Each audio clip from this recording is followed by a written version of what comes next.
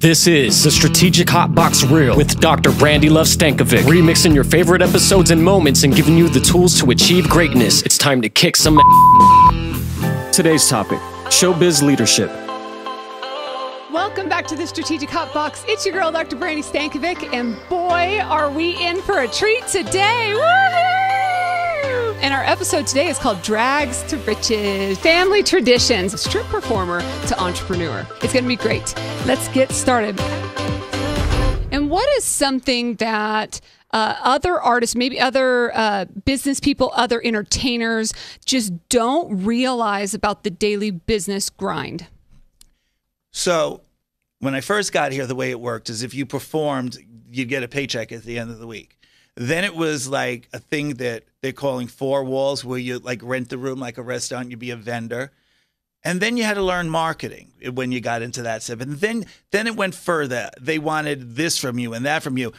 And you had to play this game every day and jump over these hoops because all they wanted to do was get more money into their pockets. Mm-hmm. Oh, they're making a lot of money on product. Let's charge 25% for product. Oh, people are taking photos after the show and doing meet and greets. Let's take some of that money. Mm-hmm, So I think when you're not playing the game every day, you think you just walk in and it's like the old days where they give you a check. And I love when I see people pitching shows and they go, okay, there's 100 seats. And if everybody paid $100 and they tally it up, and I go, no. If they knew the commissions the brokers took, there are a lot of brokers that when you buy, let's say you just bought a ticket for my show, the broker ends up with more money than the actual artist or the hotel or the product itself. Wow. So people go, oh, you're getting $200 a ticket. No, I'm probably getting 17, but somebody's getting 200. Right. Wow. And and every year it gets harder because every year the ivory tower gets somebody sneaking up into it and going, you could do this and you could do that. Yeah. New way to make money. And like you said, once they see another avenue for money, like whether it's merchandise, whatever, then they're trying to... Right. Because what we do is when they cut us in one area, we try to create another area. So being the creative people, we come up with these ideas and then they take a portion of it or figure out a way to take a portion of it. So it's really strange. And our two major players in Vegas would be Caesars Entertainment and MGM. So when the executives cross-pollinate, and they do, you know how we made money here at Caesars, but now we have a job at MGM, and we go, how come you're not doing this? Do this.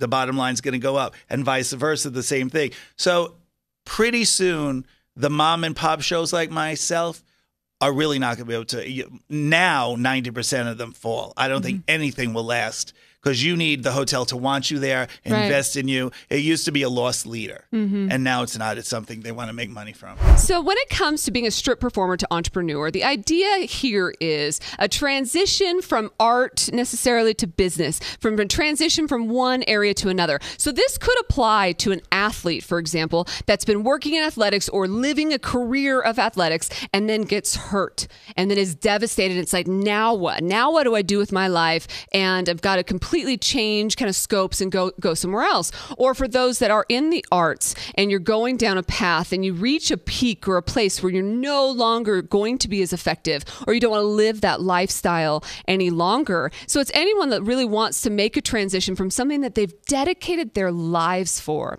I was talking to an athlete recently about that very fact and the fact that they had literally lived 20 plus years of their adult or teenage to adult life dedicated hours and hours and hours dedicated to this craft, and now it had been taken away from them. And it's like, what do you even do? You wake up and it's like, how do you even process through that? And so it really is a transition that many of us that are listening and watching can relate to. It also applies to young people.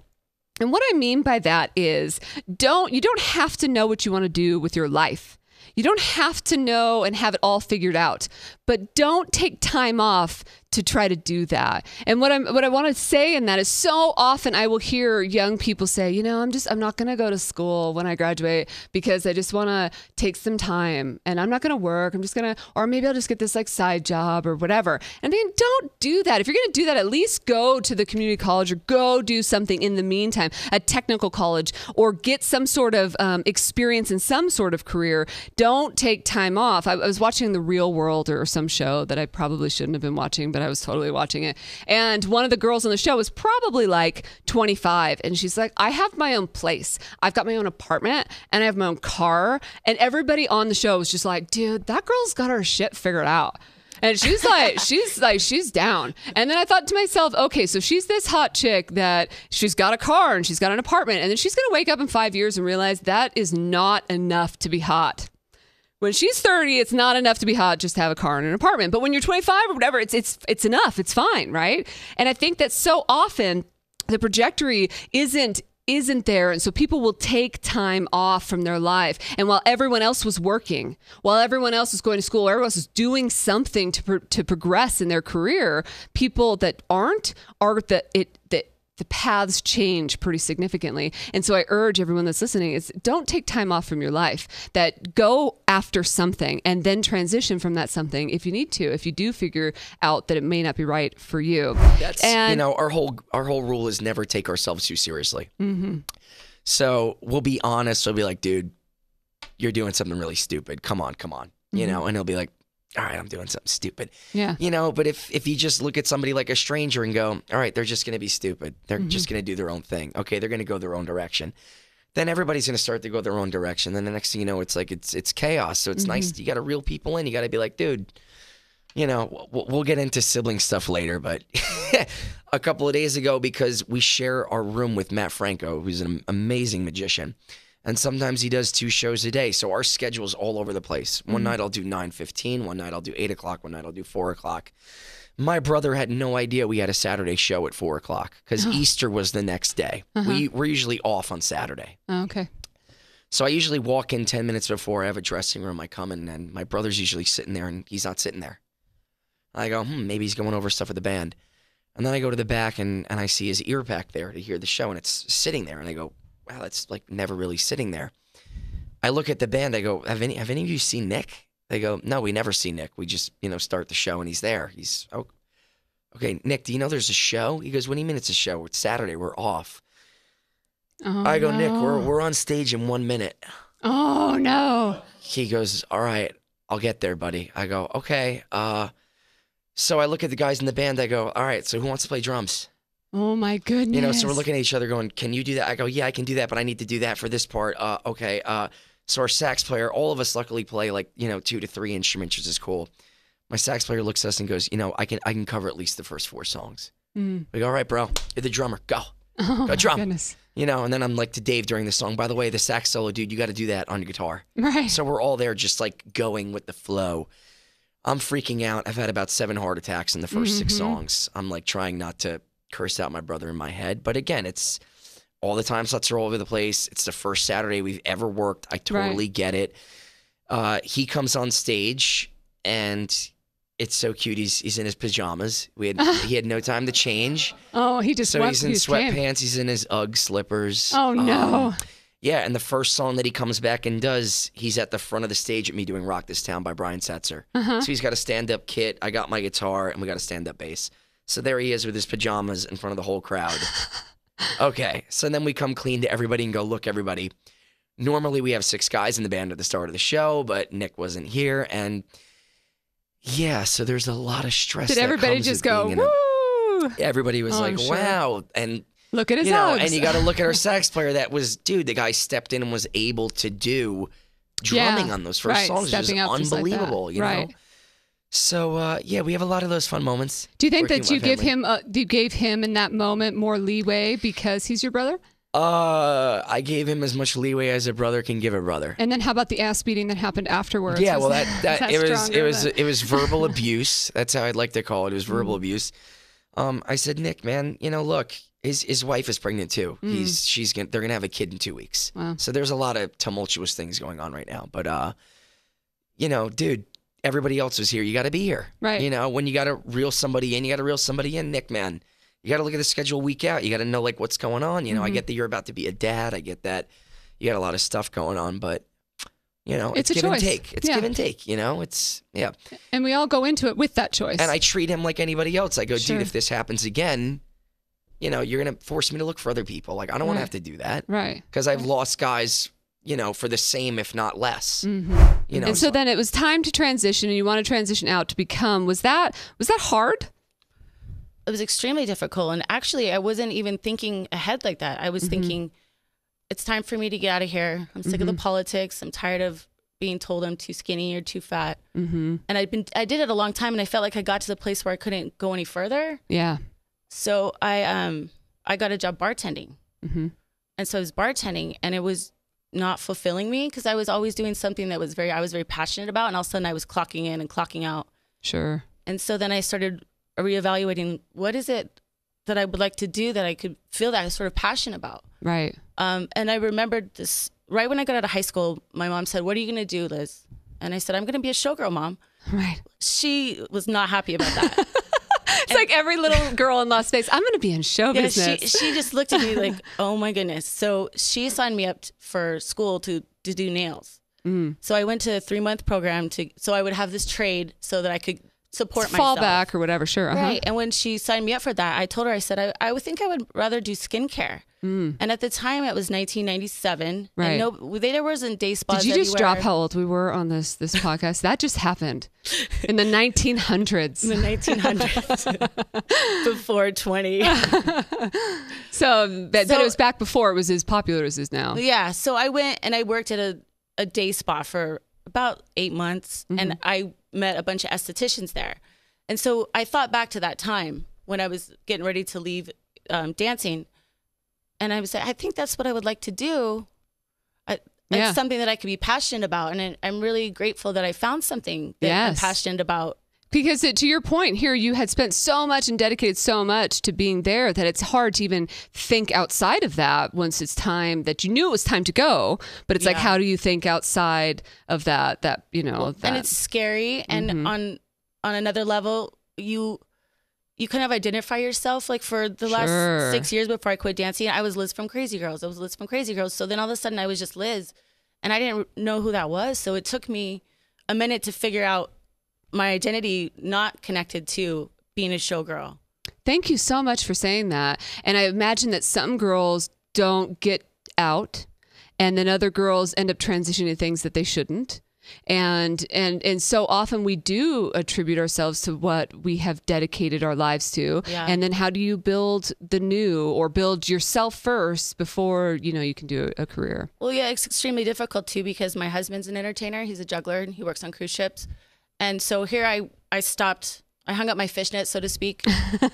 And my husband is still, and I missed it. And he's still like, oh, I got to get my costume, or I got to get a new mic, or, oh, I had a standing ovation. And I found myself jealous. Yeah. I wasn't doing it anymore, and he still is. Right. And I had to kind of find a way to find something to make me happy by myself. Yeah. That makes sense. It absolutely does. And so when it comes to drag in general, have you seen an evolution of the acceptance of that in Vegas, or the glamour of it in Vegas?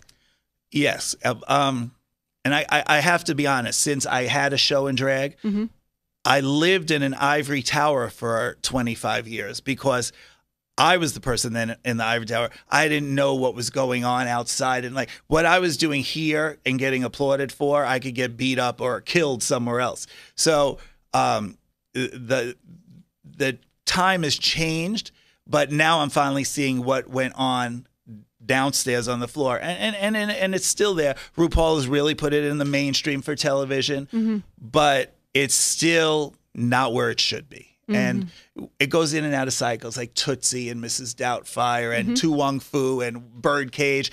Anytime one of those movies are in it, and you see your favorite stars doing drag, it becomes acceptable for that group. You know what I'm saying? And hopefully it'll keep being like that. Like I did the movie with Sandra Bullock, Miss Congeniality 2, and the ending scene was all about drag, where they came into my showroom to find the killer. And, it was just another movie that used, it's always fun. People always love it. And if people could just loosen up a little bit more, I think that everybody, I had Marines come out of my show and go, my wife dragged me here, I'm not going to lie, no pun intended. But I had the best time. And you changed my viewpoint on the whole situation. Oh, that's amazing. And have we, in the 20 years that you've been here in Vegas, 35 years that you've been here in Vegas, has it changed enough? Has it changed that much? It's changed. I'd like to think I was a big part of that change. But I know there were people before me, like, you know a lot about Stonewall in New York. When Judy Garland died, it was illegal for people to do drag. And all these drag queens were at a bar called Stonewall. And there were riots and everything. Wow. And they're the ones that opened the doors for us to be able to do it. We opened the doors to get it into casinos and let mainstream. RuPaul got it onto television.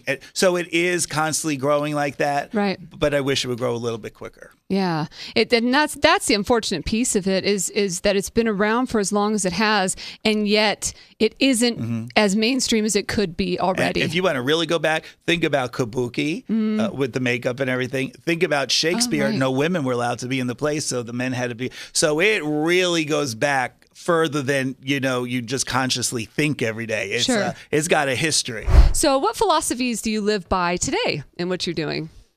My biggest thing that I do today for my business is every day, well, usually the night before, I think about the 3 most important things that I need to do the next morning for my business, whether it's a phone call, an email, a post, whatever it is. So when I get up in the morning and I get my kid off to school and I have my coffee, I do those 3 things first. I don't go on Facebook. I don't check my email. I get those 3 most important things done first before I do anything else, so that my day starts off productive. And every day I do that to make sure that I'm moving forward every day in my business. Nice. And I think that's really smart. So getting the important stuff done first. It's really allowing you to prioritize that. Yeah, because you can waste so much time on Facebook or turning on TV or sitting there on your email messing around, or on Amazon shopping, and it's not being productive. And then when you have your own business, the most important thing is you don't have anyone pushing you. It's just you. So you have to be self-motivated. And so you have to be organized, self-motivated, and every day in some way move your business forward. Yeah. So then how can those that don't have the bond that you've created with your family, that maybe they're either working with family and they don't have that bond, or they don't and they just have colleagues that they're working with, how can they create a deeper bond? Depending on the situation you're in, I mean, I know some companies don't like employees to go out together after work and mix personal and business and da-da-da-da-da. But I think any way that you can, get somewhat close with somebody, the people that you're working with, is a good thing. There are times where I'm down and sometimes my family won't be the first to pick up on it. It'll be the outside guys in my band to pick up on it. And again, when you're with somebody 6-7 days a week, it's almost like a marriage. Like you're married to, like I look at people and they go, "Are you married?" I go, "Yeah, to 5 guys." Yeah. And they look at me like, "You know what?" I go, "Yeah, I have a girlfriend, but I'm with my band more than I almost am with her," which kind of sucks. But, the outside guys, I don't even look at them as outside guys. I look at them as family. They come to me and go, "What's going on, man? Are you doing okay?" "Yeah, I'm dealing with a little, friction with my dad right now. Things are a little tough." "Oh, well, tell me about it. What's going on?" It's nice to have somebody outside the family to bounce ideas with about my family, and vice versa with them. Vin, some things are bothering me with things. I go, okay, so everybody's kind of the liaison for everybody, and I feel that makes for such a smoother work experience. If nobody's talking to anybody, that's when people start letting things build up. Sure. That's when people keep things in. That's when people let their outside problems affect their work, because you never know what a person's dealing with. If you have somebody that's working with you in the day, God forbid you don't know their mom just died. God forbid you don't know they just got divorced. God forbid you don't know, and something's affecting their work, but you don't want to cross that line like, "Hey, is everything okay? What's going on?" And if they're able to talk to you and go, "Everything's fine, but this happened." Well, let's take 5 minutes from work and, let's talk about this. What's going on? Like, tell me about it. If you show that compassion and that kindness to somebody, A, they're going to feel better. B, they're going to go to the nines to make the work that you're doing together better. C, you developed a friendship with that person. It's all positive things, So I think it's like that. And with any of my colleagues, I haven't had a real job in a long time, but from what I remember, when you spend that amount of time with people, regardless of family or not, you get close to each other, and it's a cool thing. And at the same token, watch out getting too close to people. If you're a girl and a guy, yes, you don't want to mix that kind of pleasure with business, because God forbid how something you goes show sour. That's that's like my symbol instead mix. of yeah. that. This is the PG version. This is the new emoji. And then we have the for- other version when I was, you know, in ninth grade. But, you know, watch what things you mix with work. Any mistakes along the way that you're willing to share? Every day. Every day I do something that I go, I shouldn't have done that. But if I didn't do it, all the things that were successful wouldn't have happened either. So you got to be willing to take a risk. You got to be, like you said earlier, putting the work in, because it's show business. That business part is a big part of that whole situation. So you got to be good with your money. And now I know why a lot of entertainers don't want their children going into it, because it's so much hurt and ridicule. And now with Facebook, if somebody doesn't like you, they have no problem. You know what I'm saying? You could be a Barbra Streisand, the biggest star in the world, and they go, she can't sing. Who does she think she is? Why does she want to produce? It's like, people just take a rest and either watch her or don't watch her. You know? Right. Yeah. We're not tying you down. You bought the ticket, and Barbara, you paid $2,000 for it. So have fun. Right. Yeah. I mean, that's the hard part about the digital age anymore, is that people have so much more guts to Keyboard power, right? Keyboard bullies. To say things that they never would say to our face. I'll get people saying nasty things to me, and I learned my lesson. I would want to come back, and I'm definitely more clever than the keyboard bully with my black belt in reading people. But I made the mistake of doing it one time, and then it just goes viral. So you have to just take it. You delete it, you take it, and you go, okay. And where the old days, I wouldn't know somebody thought that. So someone said something, you snap back, and then somebody sees that. Right. And Well, goes, they threw a pebble, and I hit them with a boulder, and then they go, oh. Well, if you want to go to war, be careful what weapon you use, because we might have a better one. Right. So can you share an action item or a bold takeaway for our listeners? The only thing I would say is, if there's something that you want to do, don't hesitate, just do it. Like when I decided I wanted to go to school, I went there to look at the school. I signed up and started 2 weeks later. Yeah. Don't wait around. Life is too short. Just do it. I agree with you. Yeah. Absolutely agree. Bold action item. Have a nice niche in what you choose to do. I think always helps. You don't want to do something that 1,000 people are doing. You want to be good at something that people need that not a lot of people are doing. I always felt was cool. Number 2, for me, I have to practice this all the time, is be tactful. Know and learn how to say things. I'm still learning how to do that. I am not a pro at that by any means. So I practice that. And number 3, be kind. You know, the people that you work with. I mean, look at the world we live in. Look how divided we are. Look, if you've even opened your mouth about politics, it turns into a hate fest. You know, it didn't used to be like that. You know, I don't care if you're a conservative or Republican, if you're green, white, black, brown, purple, Asian. I don't care what you are. Just be kind. If you be kind to one another, you can't imagine the things you can create within your business, outside of your business, in your community, in your town. It's a ripple effect. And I feel like the more people that are kind, the more ripples we have, the better it'll be. You know, so that's, yeah. So some advice from you, if they could walk out of here, it's like a big kick-ass takeaway. So they could go be a Cher impersonator? Just be better at the things that they do, or use some of the things that you've learned along the way to not make some of the same mistakes. From a business perspective, I think you need to really look at your contracts. You have to be able to say no, but you have to be able to walk away if you say no. So if you're going to call somebody's bluff, make sure you're willing to take the consequence. Be able to be quick in your thought and your question.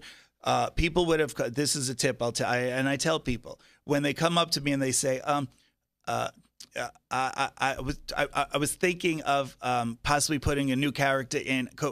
I go, let me just tell you something for the future. No, you can't put the new character in, but here's what you're going to learn, and next time you can.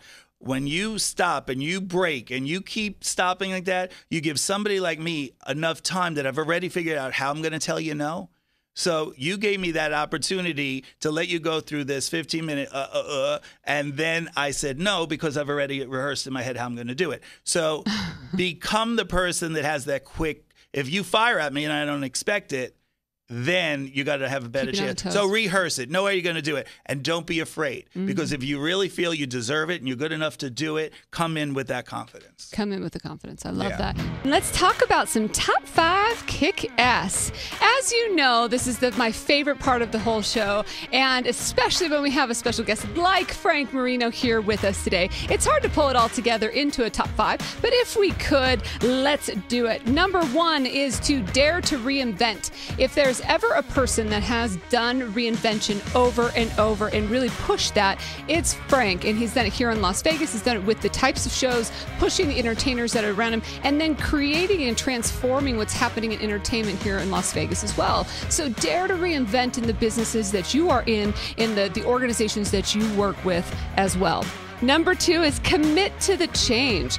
Don't look back. So if you find yourself in a place of transition, commit to it. It isn't about a dabble here, a dabble there. Kind of look at your previous life or the previous thing, the thing that you're leaving as an ex-boyfriend. It's never a good idea to dabble with an ex-boyfriend, right? It just doesn't make any sense. So you want to make sure that you're committing to the change, that you're focused on the future, and don't look in the rearview mirror. Number 3 is learn how to disagree. And I love that in saying be tactful, but have conversations around when things aren't working between you and I, what are we going to do about it? If we don't have the conversation here, then how do we have the conversation later? But let's not forget to have the conversation, or should we allow each other to cool off and kick each other's ass later? Do we punch each other in the face? What works? And learn how to disagree before you have those problems. Fix the roof before it rains, because once you learn how to disagree, then you can do it more effectively. And number 4 is really about entertain. I love the way that Frank framed it for us today in saying that at the end of the day, it doesn't matter if I'm selling apples and you got oranges. If the audience is loving it, then go with it. Go with what you got. Give the people what they want. Entertain. Know what it is that your strengths are, and be ready to be nimble enough to be able to entertain on the fly. And number 5 is to love hard. Be kind. Love hard. It's part of our philosophy here at the Hotbox. This world is a crazy place these days, and the more that we can love one another, the more powerful it can all become. There's your top 5 kick-ass.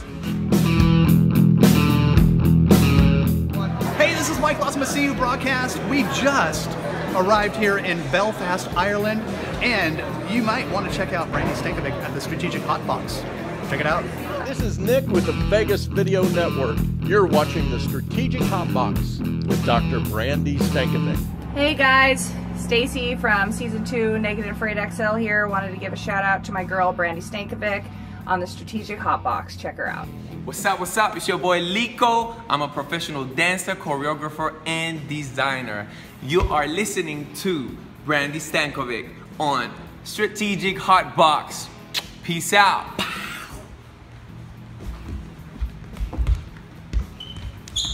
And thank you to all of you for following us here on the Strategic Hotbox. Head out to our website or to Facebook, Insta, Twitter. Look us up, hit us up. Until I see you again, get out there and kick some ass.